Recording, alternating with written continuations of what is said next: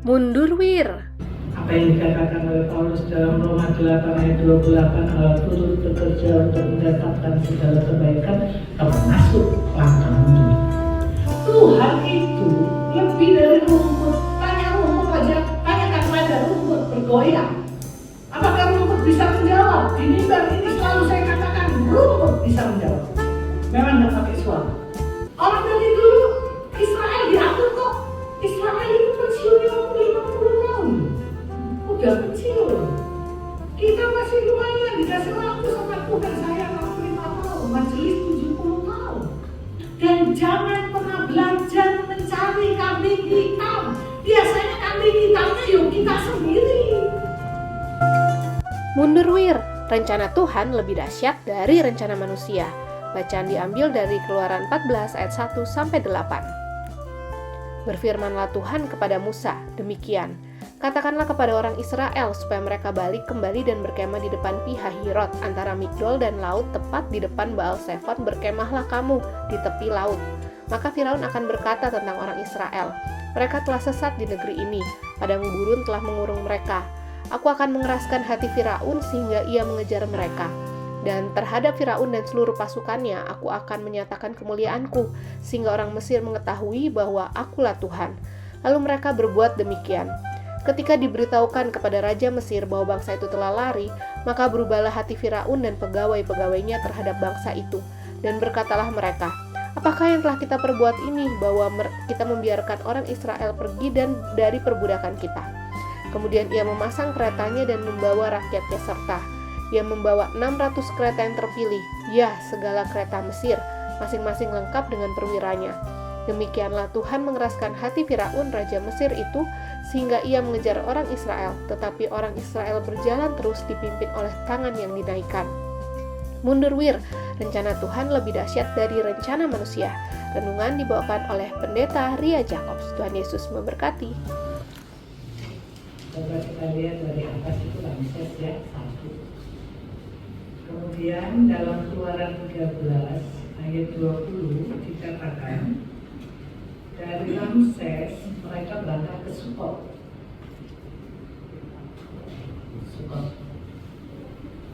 Yang kedua ya. Sesudah Sukot mereka ke Etam, Witness of Etam. Mereka ke Etam dulu. Di tepi padang gurun itu terdapat dalam Keluaran 13 ayat 20. Nah dari Etam baru ayat 2 ini bicara. Mereka kembali ke atas ke Pi-hahirot dekat Baal-Sefon di tepi laut. Kalau Etam kan padang gurun. Mereka kembali. Sesudah mereka kembali, baru kemudian Tuhan berkata kepada Musa, nanti kamu akan dikejar sama Firaun. Coba Firaun akan kejar dari Ramses sana. Sudah jalan jauh sampai di Etam, Tuhan suruh kembali ke Pi-hahirot. Belum lagi lihat perjalanannya muter banget gitu. Harusnya bisa cepat sampai, tapi bawa muter gitu. Jadi muter itu bukan di pertengahan jalan, udah jalan jauh baru muter gitu, enggak ini. Dari awal aja udah bolak-balik gitu. Ini poin pertama yang perlu kita garis bawahi, jadi pelajaran kita bersama. Cuma sering hidup kita seperti itu, disuruh mundur. Udah ngos-ngosan sampai ke satu tempat, Tuhan bilang mundur dulu. Padahal Tuhan tahu loh, Mesir bakalan kejar, Mesir bakalan mau bawa mereka kembali. Tuhan tahu loh, Tuhan gak bilang gini, cepat kamu lari, cepat mau dikejar. Enggak tuh, mundur aja kamu. Kalau orang lihatnya guyon gitu, dia bilang Tuhan guyon juga ya. Kalau orang lihat marah, Tuhan ngeselin juga ya. Udah tahu kita mau dikejar, masih disuruh balik.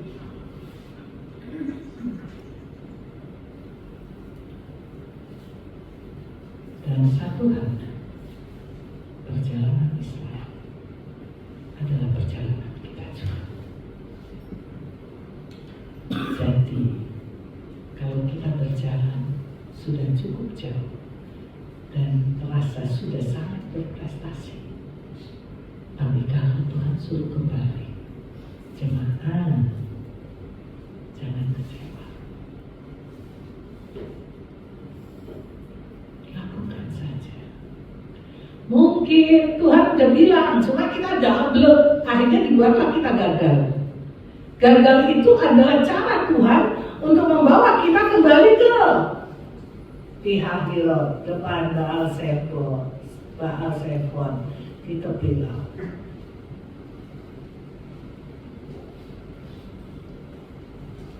Kita disuruh kembali. Nah, kita belajar kenapa Tuhan suruh kembali.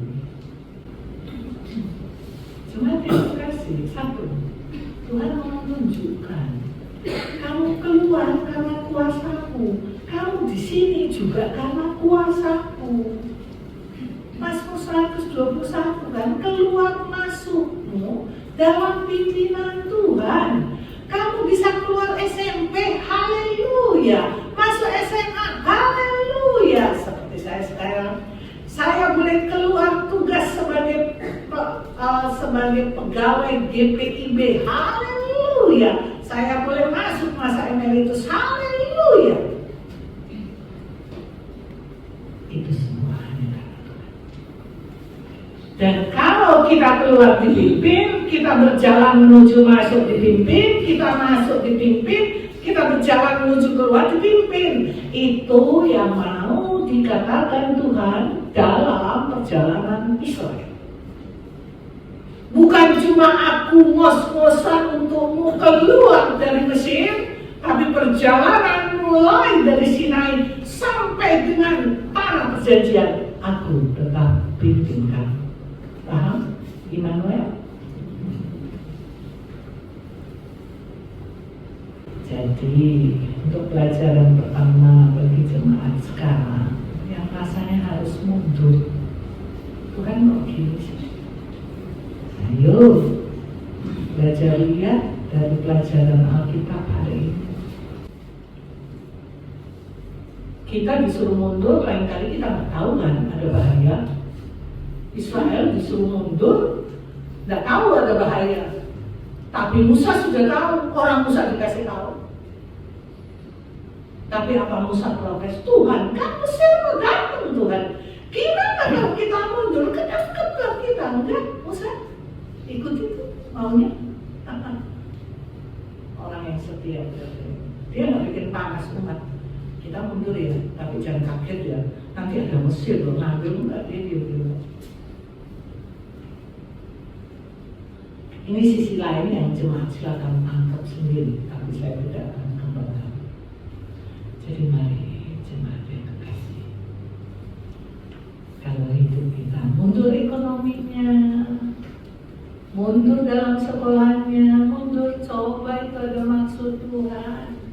Kebaikan Tuhan sedang disampaikan. Kalau kita sibuk hanya dengan kenapa sih saya mundur, kenapa sih saya begini, kenapa sih seharusnya saya gitu, kita nggak akan lihat pekerjaan Tuhan. Kita cuma konsentrasi dengan ngeluh dan ngeluh. Makanya kenapa Paulus bilang bersyukurlah senantiasa. Coba kalau kita bersyukur, syukur banget ya. Kita disuruh mundur ya. Akhirnya mata kita celak. Akhirnya kita lihat, oh maksud Tuhan kayak gini tuh. Oh maunya Tuhan kayak gini tuh. Dapet. Tapi kalau ngeluh, waduh, yang bahayanya udah ngeluh, nyalain kiri, cari kambing hitam, walau. Dunia udah gelap, kita buat gelap dengan diri kita sendiri.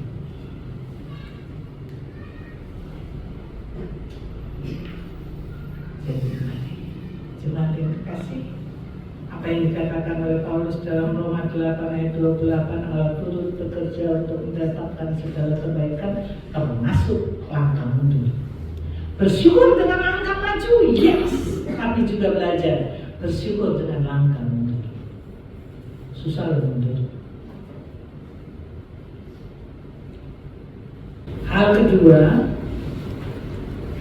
yang bisa kita lihat dari bacaan kita pada saat ini tentang Firaun. Firaun berkata, pasti dia dengar ya, bahwa Israel telah tersesat di padang gurun dan padang gurun telah mengurung mereka. Kita sih maunya seperti Musa gitu ya, mau. Tapi banyak kenyataan kehidupan di mana? Coba perhatikan coba. Zaman pendeta Rahitu, zaman pendeta Hedi, zaman pendeta Kid, zaman pendeta Umi, yang dihotain apa? Ya kita kembali aja Kejadian sampai Wahyu, ganti pendeta Kejadian sampai Wahyu.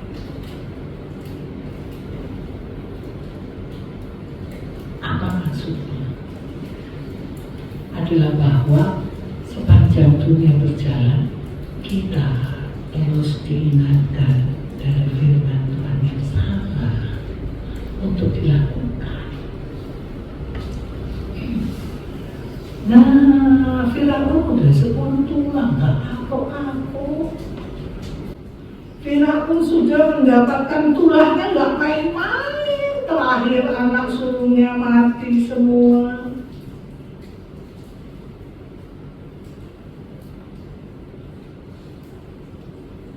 Tapi coba lihat, dia tetap mau mengembalikan Israel ke Mesir. Dia melihat perjalanan Israel sebagai perjalanan yang membuat mereka tersesat. Ayo kita kejar. Dan kekuatan Mesir mengejar Israel, kekuatan yang kuat. Itu dikatakan dalam bacaan kita.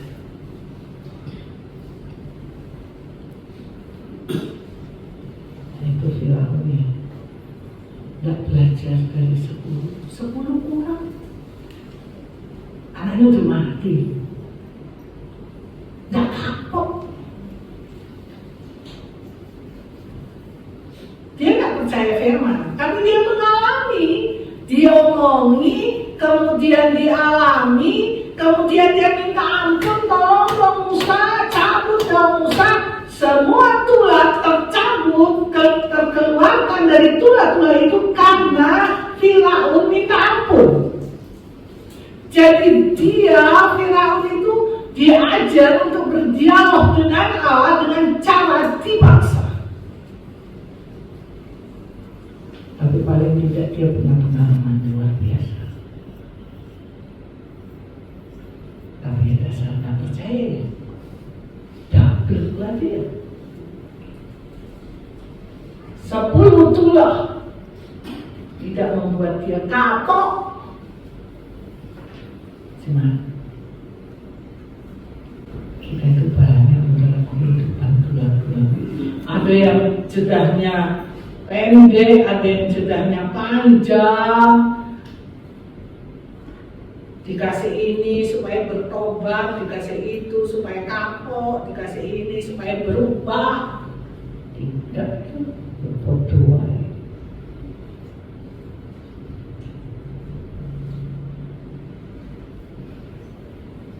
Sebetulnya Mesir itu kalau baca Perjanjian Lama termasuk negara yang disayang, tidak menjadi negara yang dihabiskan. Mesir itu terjaga. Itu pernyataan Tuhan kalau kita baca Perjanjian Lama. dan berdasarkan pemahaman bahwa Mesir disayang termasuk peristiwa Firaun zaman Israel, kelihatan yang sayang Tuhan. Sayang Tuhan itu lewat teguran-teguran itu, bertobat, berubah,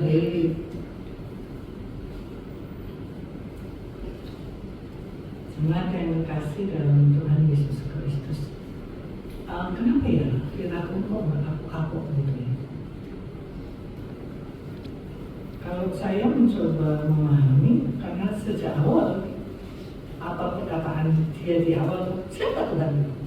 Saya bilang gitu, siapa Tuhan itu? Aku gak kenal. Makanya Tuhan kasih kenal lewat 10 tulah, itu kan? Dan dikasih kenal, dia tetap gak kenal. Dikasih kenal, dia tetap gak mau kenal, ya susah. Dia pikir Tuhan bisa 44. Gue raja, lo siapa?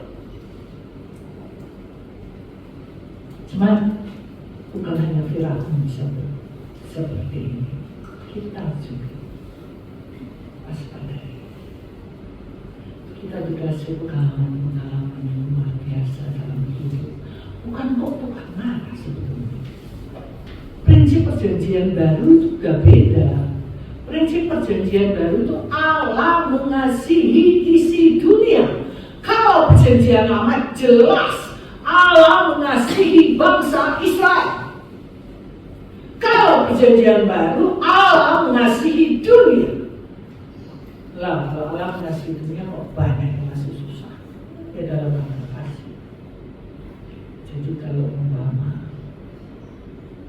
dia saja penderitaan wanita waktu melahirkan itu sampai sekarang kan? Apakah itu bukti kasih Allah? Iya, kasih Allah supaya tahu waktu melahirkan itu susah ya.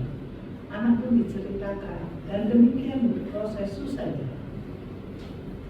Kenapa? Supaya tahu arti penderitaan. Jadi kalau umpama kita mengalami penderitaan, yang pertama belajar untuk tidak nyalain Tuhan. Itu poin pertama. Tapi belajar untuk berdialog dengan Tuhan. Tuhan, kenapa ya? Kenapa aku mundur? Kenapa aku jatuh? Kenapa aku gini? Tanya Tuhan. Tuhan itu lebih dari rumput. Tanya rumput aja, tanyakan pada rumput bergoyang. Apakah rumput bisa menjawab? Di mimbar ini selalu saya katakan rumput bisa menjawab. Memang nggak pakai suara. Kemarin saya ke tempat adik saya, anjingnya 11. Pas saya datang, anjingnya lagi antri mau keluar dari pintu. Saya tanya, ngapain kok itu datang? Mau makan. Lalu saya belajar dari situ. Anjing di adik saya itu dikasih makan tiap jam 5. Dan tiap jam 5 dia akan duduk di depan pintu untuk minta dibukakan mau makan. Dia nggak lihat jam, nggak tahu jam. Tapi dia nggak lihat jam, dia nggak ngerti jam, tapi dia tahu jam. Kita ini pada tahu jam, tapi coba dilanggar seenaknya. Ya kan? Janjian sederhana aja. Jam 5 ya, jam 5 lewat 10 lah, jam 5 lewat 5 lah.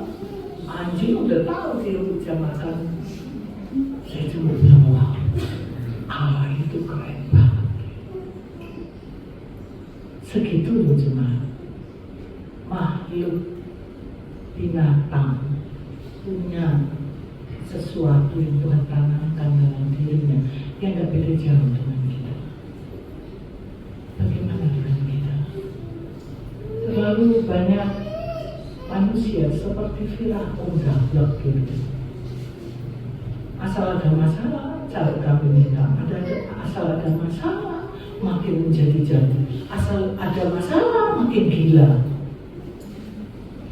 Yang semuanya coba perhatikan merugikan Firaun sendiri. Yang untung dia raja, jadi dia sisa perintah korbannya anak buahnya. Korbannya harta Mesir. Itu dikatakan bahwa kekuatan untuk mengejar Israel kekuatan yang bagus sekali. Kelengkapan keretanya, apa semuanya, malah dalam salah satu penelitian dikatakan diketemukan kereta-kereta Firaun yang tenggelam itu. Jadi Tuhan itu baik, bukan hanya untuk Israel. Israel diproses, yes. Tapi Mesir juga dituntut untuk tahu Tuhan. Apakah kita bisa berkata, oh kalau kita mah udah tahu Tuhan, siapa bilang banyak orang duduk di sini nggak tahu Tuhan, melakukan pelanggaran terhadap Tuhan seenak-enak diri, seenak aja. Contoh ya, dari majelis. Sudah tahu bahwa majelis itu pilihan. Jangan pernah main-main dengan tugas.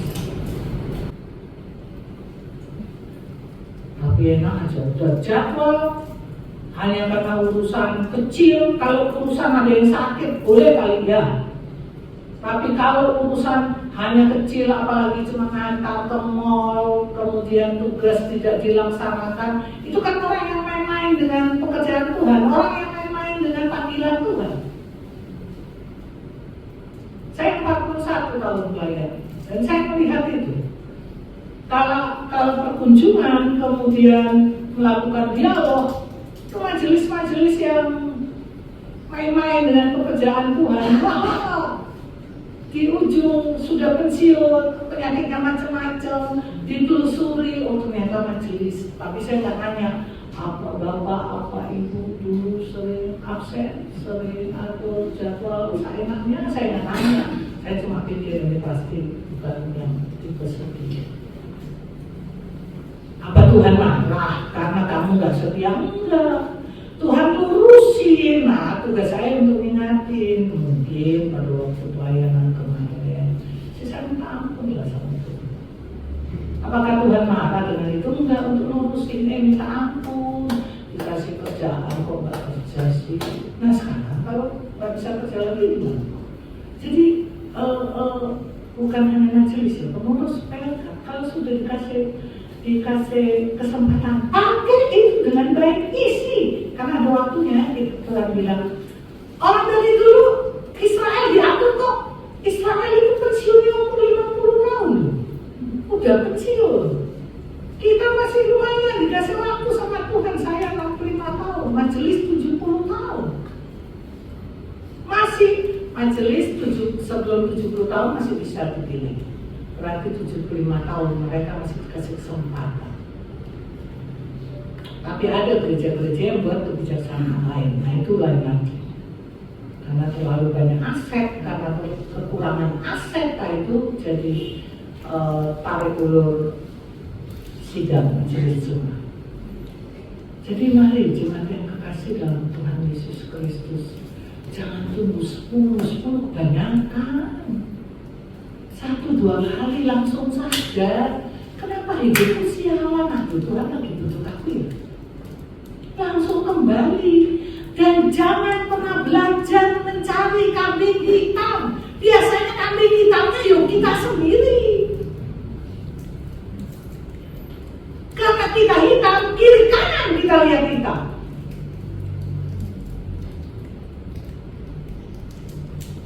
Jadi mari, kalau umpama kita lihat di Firaun, akibat dia tidak kapok-kapok, akhirnya dia buat terus kesalahan. Nah ini orang yang tidak kapok-kapok adalah orang yang selalu melakukan kesalahan. Dan yang hebat, semua orang salah, kecuali dia. Dia kapan benar-benar dia. Makanya orang yang merasa diri benar adalah orang yang paling dikasihani. Susah beloknya. Hal terakhir, jemaat yang dikasih dalam Tuhan Yesus Kristus yang kita perlu belajar. Tuhan mengeraskan hati Firaun. Tujuannya untuk supaya mereka tahu bahwa akulah Tuhan.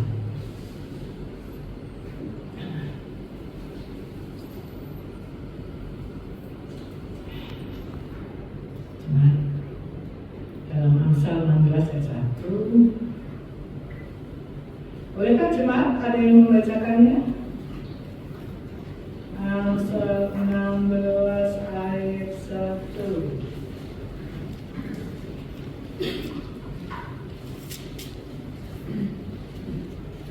Ayat 1. Silakan Ibu kasih nama, senang sekali ketemu dengan Ibu.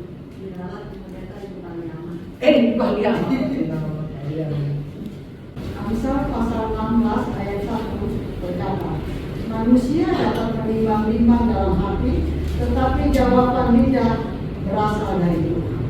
Terima kasih. Manusia dapat menimbang-nimbang dalam hati itu antara pikiran dan hati bermain. Bagusnya begini, bagusnya begitu, bagusnya begini, enaknya begini, enaknya begitu. Kalau aku begini nanti begitu, kalau aku begitu nanti begini, gitu ya. Tetapi kunci akhirnya yang keluar dari mulut asalnya dari Tuhan.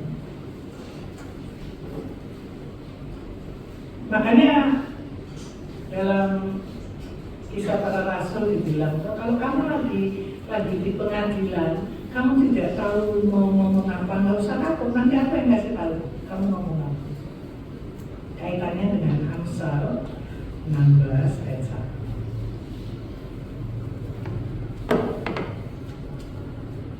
Apa maksudnya dalam kaitan dengan Keluaran 14? Jemaat, Tuhan itu termasuk yang ikut campur sampai kedalaman kita. Saya tanya kepada jemaat untuk belajar mempertajam firman. Sebetulnya Firaun hatinya keras nggak? Menurut jemaat, oma ibunya itu Pariama itu senang sekali lihat masih luar biasa. Oma, menurut Oma, Firaun itu memang hatinya keras atau enggak? Tidak.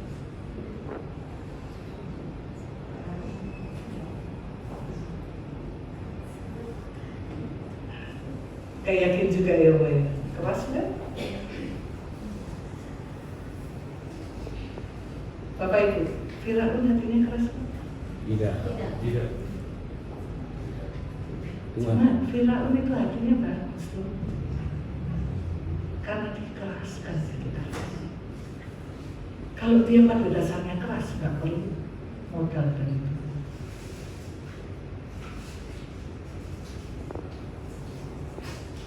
Makanya ada 10 tulah kan? Mau tahu Firaun? Ada 10 tulah. Oke, enggak. Oke, enggak. Oke, 10 kali. Itu kan kelihatan orang yang hatinya bimbang. Oh ya betul.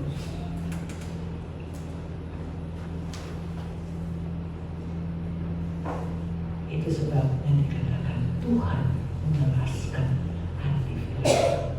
Jadi ini bisa beberapa pelajaran. Jadi kalau orang hati punya suami hati keras, istri hati keras, anak hati keras, papa mama hati keras, cari yang bisa buat berubah. Tuhan bisa buat lembut, Tuhan bisa buat keras. Untuk orang tua yang sebentar lagi akan mendampingi anak-anak untuk kuliah, jangan paksa maunya kita, karena maunya anak adalah maunya Tuhan yang ditanamkan dalam diri mereka. Jangan pikir mereka punya mau, karena terlalu banyak hal yang bisa dipilih. Kenapa dia mau itu? Kalau kita mencoba melihat bahwa ketetapan hati, keinginan hati itu pekerjaan Tuhan, lain sikap kita.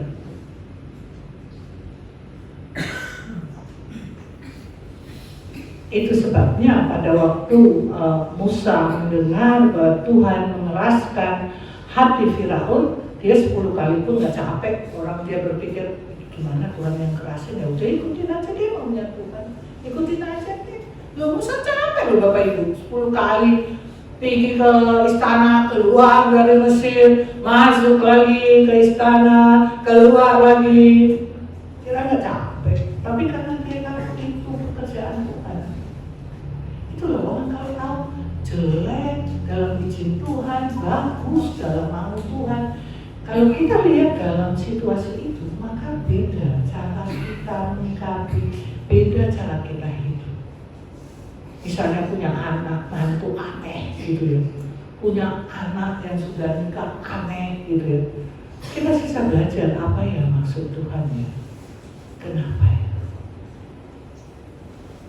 Nggak gampang cari kambing hitam gitu.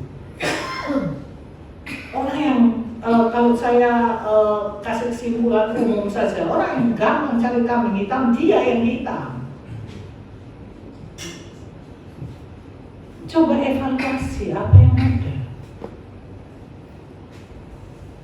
Jadi mari jemaat kasih dalam Tuhan Yesus Kristus. Jadi kalau kita menghadapi orang-orang yang keras hati, jangan bertrik, jangan berstrategi, tapi berdoa. Buktikan aja bahwa Tuhan ikut dalam proses orang yang sedang kita hadapi. Termasuk kita yang keras hati. Kenapa gua keras banget ya? Tanya sama Tuhan. Berproses lagi dalam Tuhan.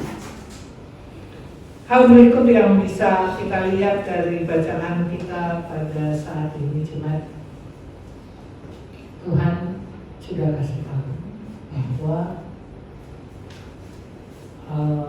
mulai dari awal ya, Tuhan sudah kasih tahu bahwa Firaun akan nolak, Firaun akan kejar, Firaun akan itu gitu. Pada waktu nolak, Tuhan gak bilang gini, Musa udah kamu gak usah pergi, nanti pasti dia nolak. Enggak tuh, Musa akan pergi, nanti dia mau nolak gitu. Lah kalau kamu mikir, udah tahu mau nolak, lah ngapain pergi gitu kan berpikirnya. Udah tahu mau nolak, tapi Tuhan bilang enggak, lo pergi. Udah tahu mau dikejar, tapi tetap lu jalan.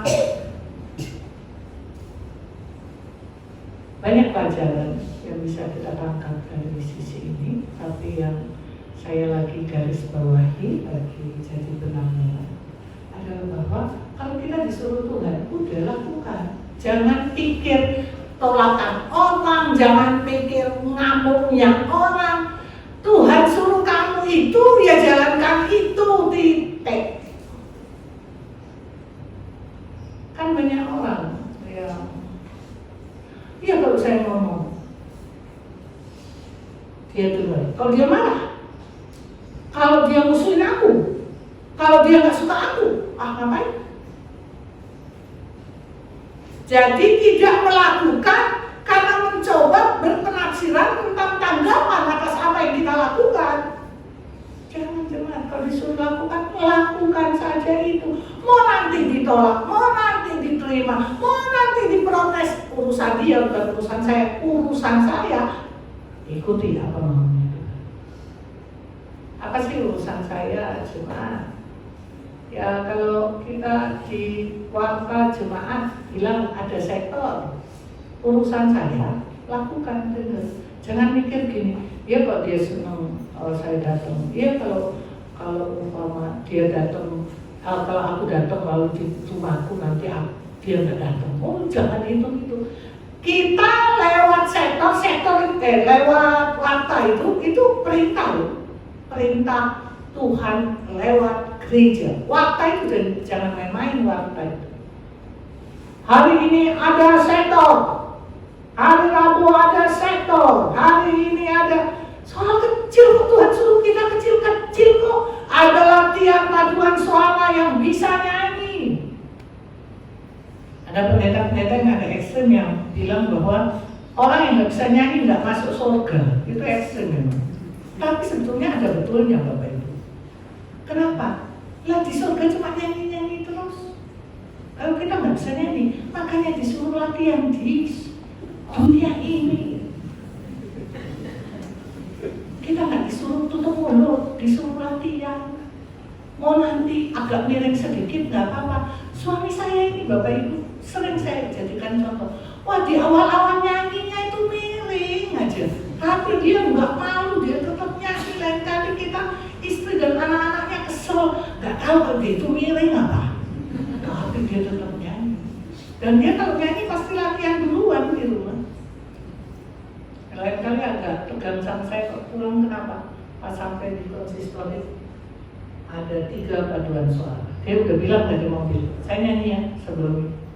Pas ada 3 dia diam-diam, saya nggak panggil dia gitu di mobil. Kenapa saya nggak dipanggil nyanyi? Udah banyak orang nyanyi.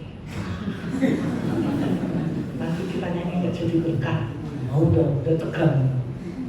Karena dia pengen nyanyi, memang pengen nyanyi. Jadi kalau dia tetap setia sampai tarikan nafas terakhir, surga pasti tempatnya, udah latihan nyanyi. Dari nggak bisa jadi bisa, saudara.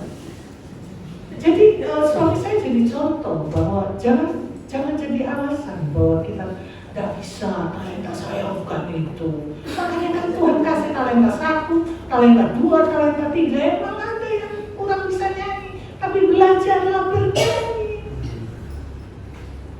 Anak saya ada 2, ada 4, 2 yang jago piano. Kalau yang 1, kalau bapaknya salah langsung pak, do, re, fa. Apa bukan gitu nyanyi? Do, re, fa. Perbaiki. Ini yang nomor 3 dia pasti benerin bapaknya punya. Tapi kalau anak jago juga ke Andreas ya, salahnya Pak Yapi nggak ketahuan. Karena anak saya bukan tipe pengoreksi. Jadi bapaknya salah diikuti, jadi memang nggak ketahuan. Cuma yang kasih dalam Tuhan Yesus Kristus. Mari kita semua punya berkat. Jangan selalu mengatakan saya nggak bisa ini, saya nggak bisa itu. Nanti kita sadar nggak sadar seperti Firaun. Tuhan. Kenapa dikasih misalnya suami? Kenapa dikasih istri suka nyanyi? Karena Tuhan mau suami suka nyanyi. Kenapa istri nggak suka nyanyi dan suami suka nyanyi? Kenapa? Karena Tuhan mau istri suka nyanyi. Malah kebalikan. Istri suka ngomel, suami suka nyanyi. Suami keikut suka ngomel. Itu bukan kebetulan loh, suami istri itu dengan talenta-talentanya untuk supaya saling melengkapi, mempersiapkan kita semua. Mari udah berapa tahun di sini, udah berapa kali ikuti apa maunya warga jemaah. Tahu Tuhan nggak pernah berhenti bilang, udah jemaah, nggak mau dengar, nggak usah warga jemaah, bisa aja kan dibuat di dalam sidang sinode, dalam kata ibadah nggak ada warga jemaah, bisa aja. Tapi toh udah berapa tahun jemaat ini, warga jemaat selalu ada. Baiknya Tuhan nggak pernah bilang, ya kamu nggak mau, ya udah, enggak, kamu nggak mau nggak apa-apa, minggu besok lagi. Tuhan nggak pernah bosan dengan kekurangan kita. Jadi mari jemaat yang terkasih dalam Tuhan Yesus Kristus, Tuhan menyatakan kemuliaannya, saya termasuk yang ikuti ya, dari pendeta Lina Rentung sampai dengan pendeta Sihobi masih dikasih kesempatan.